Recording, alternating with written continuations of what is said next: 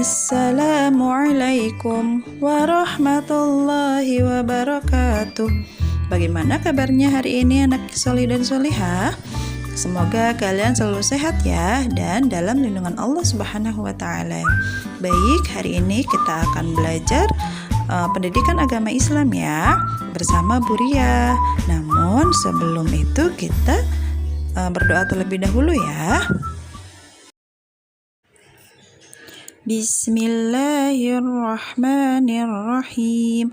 Allahumma aftah lana hikmataka wanshur alaina rahmataka min khazaini rahmatika ya arhamar rahimin. Amin ya rabbal alamin. Baik, anak-anak yang soleh dan solihah, hari ini kita akan belajar bersama-sama tentang materi syirik. Dimulai dari pengertiannya, kemudian macam-macamnya, kemudian bentuk-bentuknya, kemudian dampak kesyirikan itu sendiri, dan yang terakhir adalah penyebab dari kesyirikan. Silahkan kalian mempersiapkan alat tulisnya ya. Baik, anak-anak yang soleh dan solehah, sebelum kita membahas tentang syirik, Ibu akan memberikan contoh dalil tentang syirik. Sebetulnya banyak ya dalil tentang syirik, namun Ibu di sini akan memberikan hanya 2 contoh. Nah, yang pertama adalah surat Luqman ayat 13 yang artinya, dan ingatlah ketika Luqman berkata kepada anaknya saat dia menyampaikan nasihat kepadanya, wahai anakku, janganlah engkau mempersekutukan Allah. Sesungguhnya mempersekutukan Allah adalah benar-benar suatu kezaliman yang besar. Dalil yang kedua adalah surat An-Nisa ayat 48 yang artinya, sesungguhnya Allah tidak akan mengampuni dosa karena mempersekutukannya, dan Dia mengampuni dosa selain syirik itu bagi siapa saja yang Dia kehendaki. Barang siapa mempersekutukan Allah, maka sungguh dia telah berbuat dosa yang besar.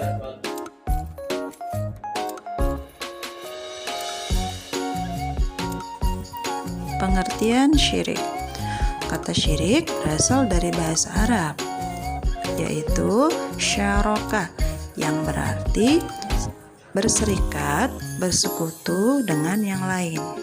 Nah, sedangkan lawan kata dari syaraka itu adalah khalasa, yang artinya memurnikan. Menurut bahasa, syirik adalah bersekutu atau bercampur. Sedangkan menurut istilah, syirik adalah menyekutukan Allah dengan selain Allah dalam segala jenis apapun. Perbuatan syirik itu termasuk perbuatan yang tercela. Bahkan perbuatan syirik itu adalah salah satu dosa besar karena kita tidak boleh menyamakan atau menyekutukan Allah dengan selain Allah. Orang yang melakukan perbuatan syirik dinamakan musyrik. Selanjutnya, macam-macam syirik. Syirik itu dibagi menjadi 2 ya. Yang pertama adalah syirik akbar. Nah, syirik akbar artinya adalah menjadikan selain Allah sebagai tujuan dalam beribadah. Nah, syirik ini bisa menyebabkan orang tersebut keluar dari agama Islam. Contohnya apa sih? Nah, contohnya adalah misal kita memohon kepada selain Allah, kemudian menyembah kepada selain Allah.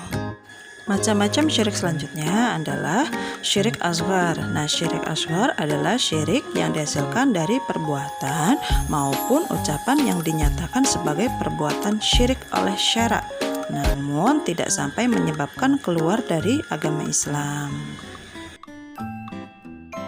Beberapa perbuatan yang termasuk dalam syirik akbar. Yang pertama adalah syirik dalam berdoa. Nah, maksudnya apa? Jadi maksudnya adalah perbuatan orang musyrik yang meminta, memohon, dan memanjatkan hajatnya dalam doa dengan tujuan kepada selain Allah. Padahal kita tahu ya, tidak ada yang bisa mengabulkan doa kecuali Allah. Selanjutnya, syirik dalam sifat Allah. Syirik dalam sifat Allah dilakukan ketika seseorang percaya bahwa peramal bisa melihat masa depan dan ia mempercayainya. Maka itu adalah termasuk perbuatan syirik. Yang ketiga adalah syirik dalam kecintaan. Seorang muslim dilarang lebih mencintai apapun selain Allah, baik itu lebih mencintai orang tua, saudara, sahabat, atau siapapun. Janganlah mencintai secara berlebihan selain kepada Allah. Yang keempat adalah syirik dalam ketaatan. Sebagai umat muslim, kita dilarang lebih taat kepada selain Allah karena tindakan tersebut mirip dengan perbuatan menyembah berhala. Yang terakhir adalah syirik dalam ketakutan. Sebagai umat muslim, kita dilarang lebih takut dari apapun kecuali Allah. Ketakutan yang dimaksud adalah tentu takut kepada selain Allah, misalnya takut pada jenazah, takut kepada kuburan, setan, dan menganggap bahwa kesemua itu bisa menyebabkan bahaya. Selanjutnya adalah macam-macam syirik asghar. Nah, macam-macam syirik asghar itu ada dua. Yang pertama adalah syirik zahir. Syirik zahir adalah syirik nyata yang dilakukan oleh seseorang dengan menggunakan benda-benda atau jimat seperti gelang atau kalung yang dipakai sebagai penangkal bahaya atau penyakit. Yang kedua adalah syirik khafi. Syirik khafi adalah syirik yang tersembunyi. Syirik ini bersumber dalam hati seseorang. Bisa saja berupa niatan semata atau memang kepercayaan namun tak ditunjukkan oleh perbuatan, hanya di dalam hati. Baik anak-anak soleh, selain macam-macam syirik, kalian juga perlu mengetahui bentuknya, yaitu ada 3 macam. Yang pertama adalah syirik di dalam al-uluhiyah, yang kedua syirik di dalam ar-rububiyah, yang ketiga adalah syirik di dalam al-asma wa asyifat. Yang pertama adalah syirik di dalam al-uluhiyah. Syirik di dalam al-uluhiyah yaitu jika seseorang meyakini bahwa ada Tuhan selain Allah yang berhak untuk disembah.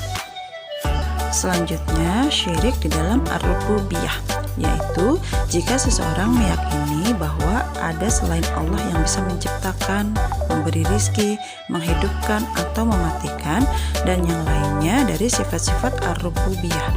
Orang-orang seperti ini keadaannya lebih sesat dan lebih jelek daripada orang-orang kafir terlebih dahulu. Bentuk yang terakhir adalah syirik di dalam al-asma wa asyifat, yaitu kalau seseorang mensifatkan sebagian makhluk Allah dengan sebagian sifat-sifat Allah yang khusus baginya. Contohnya, meyakini bahwa ada makhluk Allah yang mengetahui perkara-perkara gaib. Selanjutnya, dampak bahaya syirik. Dampak bahaya syirik itu ada 3 macam, yaitu yang pertama merusak amal yang tercampur dalam syirik asghar, yang kedua terkena ancaman dari dalil-dalil tentang syirik, yang ketiga termasuk dosa besar yang kedua itu ada di dalam syirik akbar. Selanjutnya adalah sebab-sebab perbuatan syirik.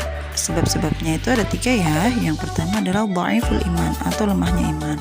Kemudian yang kedua adalah al-jahlu atau kebodohan. Yang ketiga adalah taklid, yang artinya ikut-ikutan secara membabi buta.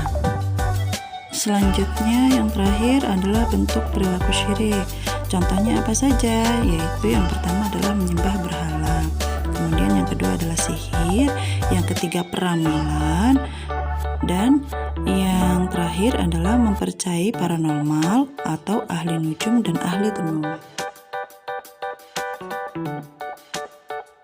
Alhamdulillahirrahmanirrahim. Pembelajaran kali ini telah selesai. Selanjutnya kalian bisa mengerjakan tugas dari nomor 1 sampai 5, kemudian dituliskan ke buku tulisnya ya. Semoga apa yang kita pelajari hari ini dapat bermanfaat untuk kita semua. Amin ya rabbal alamin. Ibu akhiri, wassalamualaikum warahmatullahi wabarakatuh.